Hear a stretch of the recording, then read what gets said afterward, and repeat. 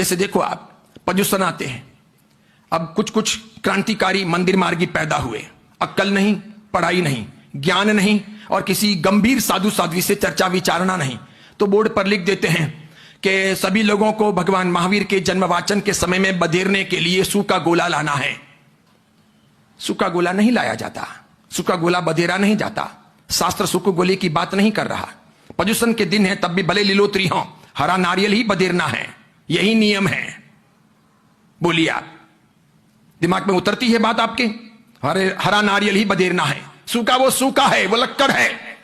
हम तो व्यवहारिक फल प्राप्त करने के लिए हरा नारियल बधेर रहे हैं। हरियाली चाहिए, हरा भरा जीवन चाहिए, हरा भरा घर चाहिए, हरी भरी जिंदगी चाहिए, खुशहाली चाहिए। महावीर का जन्म हम सबके लिए खुशहाली का कारक बने, इसके लिए हरा नारियल बधेरना है।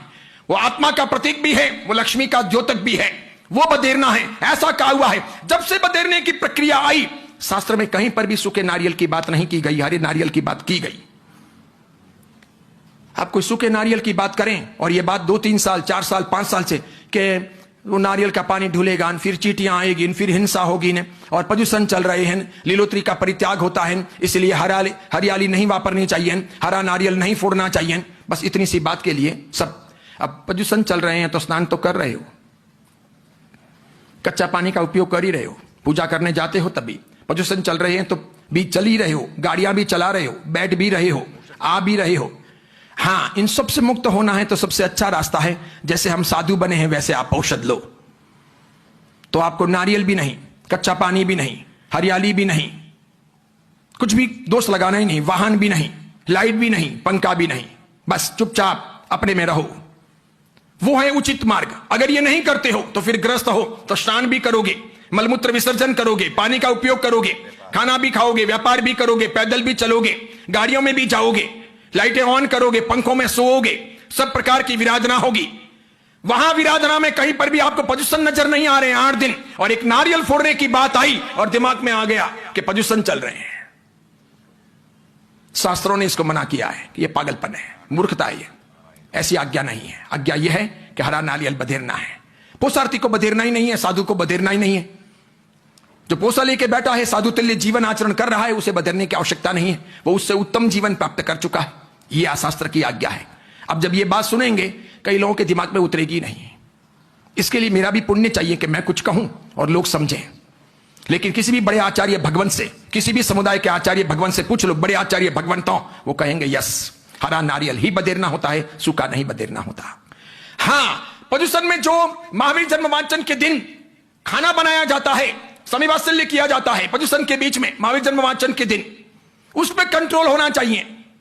वैसा कोई विधान देखने को नहीं मिला था। वो अभी अभी आया है कि लोगों को घर जाना पड़ेगा, फिर वापस बनाना पड़ेगा, चढ़ावों में लेट हो जाएगा, इसलिए यहीं पर कर लेते हैं। तो रात्रि भोजन नहीं होना चाहिए। इसीलिए अब से 5 साल, 10 साल, 15 साल, 20 साल पहले महावीर जन्मवाचन दोपहर को होता था। फिर लोग देरी तक चढ़ावे बोलते थे, फिर उसके बाद में पालना वालना झुलाते थे, चटक वटक खा के फिर घर जाते थे, फिर रात्रि भोजन होता था। तो अक्सर महावीर जन्मवाचन के दिन रात को, शाम को प्रवचन में, महावीर जन्मवाचन के दिन शाम को प्रतिक्रमण में लोगों की संख्या बहुत कम होती थी और रात्रि भोजन होता था।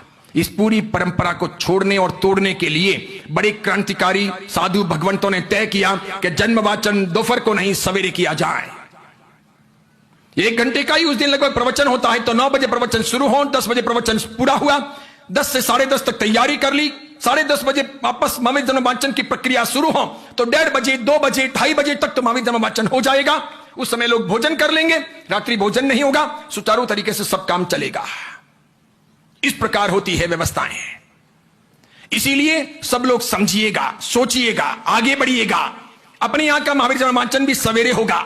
अपने यहां पर 17 प्रतिक्रमण होंगे, 8 दिन के, सवेरे के 8, शाम के 8। पुरुषों को प्रतिक्रमण हम करवाएंगे, सवेरे भी शाम भी। और 17वां प्रतिक्रमण पारणे की पंचमी के दिन सवेरे, वो करने के बाद में ही मुंह में पानी डालना होता है, पारणा करना होता है। ये जिन शासन की आज्ञा है।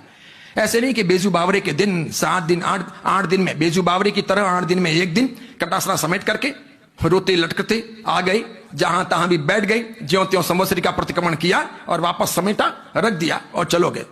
वार्षिक प्रतिक्रमण पूरा हुआ, ऐसे नहीं होता। भावपूर्वक करना है, अच्छे तरीके से करना है, सुंदर प्रवचन सुनने हैं, प्रवचन लंबे चलेंगे, इसलिए दुकानें जल्दी नहीं खोलनी है। पहले भी कह चुका हूं 12 बजे तक दुकानें खोलनी नहीं चाहिए। सब लोगों को 11:30-12 बजे प्रवचन पूरा होने के बाद घर में एकासना करना हो, व्यासना करना हो या नॉर्मल भोजन करना हो, वो करके फिर जाने का दुकान पे। 8 दिन का महोत्सव इस प्रकार मनाना चाहिए। इसे कहते हैं पर्युषणा महापर्व। वे लोग कितने सारे लंबे समय तक रमजान मना लेते हैं, रमजान में कितने नीति नियम पाल लेते हैं।